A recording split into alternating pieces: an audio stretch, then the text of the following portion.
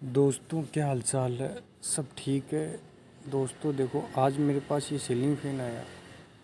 इसमें मैं क्या बता रहा हूँ कि इसमें कौन से स्टेटर सीलिंग फ़ैन में ज़्यादा कोयले जलती है और कौन से में कम जलती है, आज मैं आपको इस वीडियो में बताऊँगा। जैसे कि जहाँ वोल्टेज ज़्यादा रहते हैं वहाँ तो स्टेटर की कोयले ज़्यादा जलती है सीलिंग फ़ैन की, और जहाँ वोल्टेज कम रहते हैं वहाँ एक दो कोयले जल कर रह जाता है। वो क्या होता है कि शहरी इलाकों में क्या ज़्यादा जलते हैं, ये पूरे रोटर जलते हैं, लेकिन ग्रामीण इलाकों में कम जलते हैं क्योंकि वहाँ वोल्टेज दो तीन कोयले जलकर रह जाती है। इसलिए आज मैं सीलिंग फैन को आपको बंदाई करके आपको दिखाऊंगा। इसकी सबसे पहले मैं कोयले काट रहा हूँ अलग अलग तरीके से। ये कोयले काटने के बाद उसकी बंदाई होगी। वैसे ये कोई गांव का ही सीलिंग फैन है। तो आज मैं सुबह जैसे शॉप पर गया तो सीलिंग फैन मेरे पास आया और मैंने इसकी कोयलें खोल कर इसकी बंदाई कर कर आपको पैकिंग करके सीलिंग फैन चला के दिखाऊंगा। तो दोस्तों ये क्या होता है कि इसमें जहाँ 220 वोल्ट लगभग रहते हैं फिट, उसमें तो क्या सीलिंग फैन चलता रहता है। जहाँ जैसे वोल्ट ज़्यादा होते हैं, जैसे अभी गर्मी पड़ रही है तो वोल्ट ज़्यादा भी होते हैं, वहाँ पूरा सीलिंग फैन ही जलता है। 220-50 तक तो ठीक है, 300 के लगभग जाता है तो फिर जलता ही है सीलिंग फैन, किसी हालत में नहीं रुकता। और जहाँ वोल्टेज 220 से डाउन जाते हैं वहाँ दो तीन कोयले जलकर रह जाता है, लेकिन वो न तो ज़्यादा जलता काम करता नहीं कम। दोस्तों अगर ये सीलिंग फैन जैसे मैं आपको आगे बांध कर दिखाऊंगा, फिर इसको चला के भी दिखाऊंगा, आप देखना। दोस्तों आप अगर मेरा चैनल आपको पसंद आए तो आप लाइक सब्सक्राइबर कर दिया करो, उससे मैं अच्छी अच्छी वीडियो बनाता हूँ, आपको पसंद आती रहेगी। इतने में क्या हुआ दोस्तों, एक ग्राहक साहब हो रहा है और इसमें क्या दिक्कत, ये जार में कोई पानी लीकेज हो रहा था। तो मैंने वो तो चलो बाद में तैयार कर दूंगा सीलिंग फैन, सबसे पहले मैंने वो यहीं खड़े हुए थे, मैं सोचा पहले ये तैयार कर दूँ। इसमें मैंने एक बुश डाल दी थी अच्छी तरीके से, बुश डालकर ऑयलिंग कर दी थी। ये मेरे पास दो जार आए थे, एक चटनी जार आया था, एक जूसर का। ये जो बना रहा हूँ मैं, ये जूसर का जार है, फिर चटनी जार तैयार करूँगा। उस चटनी जार की सिर्फ कपलिंग ही ख़राब थी, लेकिन वो कपलिंग मुझे निकालने में बहुत टाइम ख़राब किया मेरा। सही तरीके से लगभग तो जार की एकदम सही तरीके से निकल जाती है, लेकिन इस जार की क्या नहीं निकली। अभी मैं आपको दिखाऊंगा। उसके रेड कलर का सॉकेट है आगे, आप देखना। ये तो मैंने जार अच्छी तरह तैयार कर दिया था। देखो दोस्तों, ये है वो चटनी जार। इसकी जो पीछे सफ़ेद कपलिंग है ना, ये कट्टे से मैं निकाल रहा हूँ, ये कपलिंग ख़राब थी और इसमें कोई ख़राबी नहीं थी, तो मैं इस कपलिंग को चेंज करूँगा।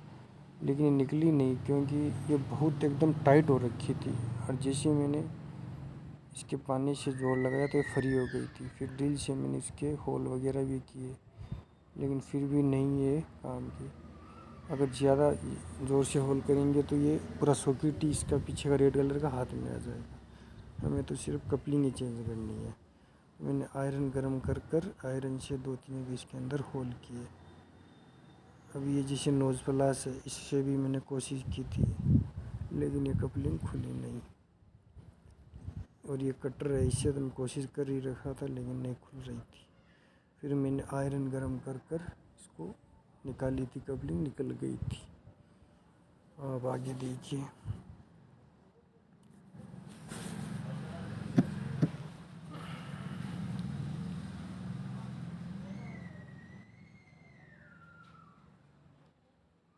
और दोस्तों मैं मेरी फील्ड में अच्छी अच्छी वीडियो बनाता हूँ, आप देखना ज़रूर। हर तरह की रिपेयरिंग, अगर आपको मेरे फील्ड संबंधित कुछ पूछना हो रिपेयरिंग संबंधित में, तो आप मुझे ज़रूर कमेंट करें, मैं आपको बताऊँगा। और दोस्तों मैंने जैसे आयरन से गर्म की तो फिर ये कपलिंग निकल गई थी अच्छी तरीके से। इस चटनी जार के बाद मैं आपको वो सीलिंग फैन कोयले काट रहा था, उसकी मैंने बंदाई कर दी थी। जिसे मुझे टाइम मिला था दिन में, मैंने बंदाई कर दी थी। आपको मैं आगे वो दिखाऊंगा।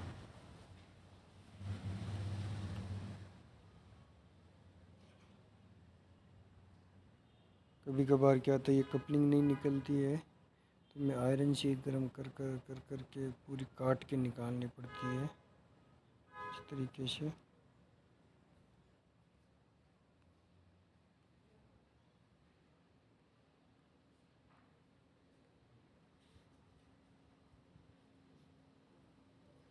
फिर कपलिंग निकल गई थी। अब देखिए दोस्तों, जैसे मैंने सुबह सीलिंग फैन की कॉइलें काटी थी, मैंने उसको बंदाई करके तैयार कर दिया था। तो मैं इसको फिटिंग करूँगा अच्छी तरीके से, इसके कनेक्शन वगैरह सब करूँगा, आप देखते जाइए। तो आप वीडियो पूरा देखिए, और अगर आपको इस कनेक्शन संबंधी पूछना हो तो आप मुझे ज़रूर कमेंट करें, बताऊँगा। इसके मैंने ऑयलिंग कर दिया था बेरिंग में, बेरिंग भी अच्छी तरह काम कर रहा था, कोई दिक्कत नहीं थी। अगर बेरिंग जाम होते हैं ना तो पंखा भी जलता है, तो इसीलिए कभी भी कोई पंखा बांधो, मेरे फील्ड संबंधित जितने भी लोग मिस्त्री वगैरह हैं, बेरिंग तो आप चेक किए करो। वैसे तो कहने की ज़रूरत नहीं है, चेक करते हैं सब, लेकिन ये है कि कह दें तो वो क्या होता है, ग्राहक को नुकसान नहीं होता। ग्राहक को तो इस बात का पता चलता नहीं क्यों जलता है, कैसे जलता है, कम वोल्टेज जलता है, ज़्यादा जलता है, बेरिंग से जलता है। तो मिस्त्री लोगों को ध्यान रखना ज़रूरी है। और ग्राहक जितने भी हैं, आप कहाँ से भी हो, आप जैसे अपने इस घर का जो आइटम होता है, जैसे सीलिंग फैन वगैरह, आप पूरी बात पूछा करो मिस्त्री से कि उसमें क्या क्या चीज़ ख़राब है, क्योंकि वो आप पूरा आइटम सही तरीके से डलवाओगे तो आपके सीलिंग फैन में कभी भी कोई दिक्कत नहीं आएगी। हर चीज़ पूछ के मिस्त्री से आपको काम करवाना चाहिए। कभी कभार क्या होता है, कोई मिस्त्री लालच भी करता है कि चलो ठीक है बंदाई कर देते हैं, बेरिंग यही पुराने वाले लगा दो, उसमें ग्रीसिंग व्रीसिंग। क्या होता है उसमें, क्या ग्रीसिंग करते हैं ना, तो वो बात नहीं रहती जो कंपनी से बेरिंग आते हैं, होते हैं लेकिन वो बात नहीं रहती। इसीलिए बेरिंग कभी भी फैन बंदाओ तो बेरिंग तो साथ डलाओ।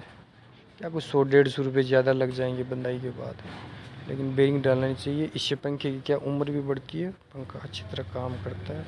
Okay guys.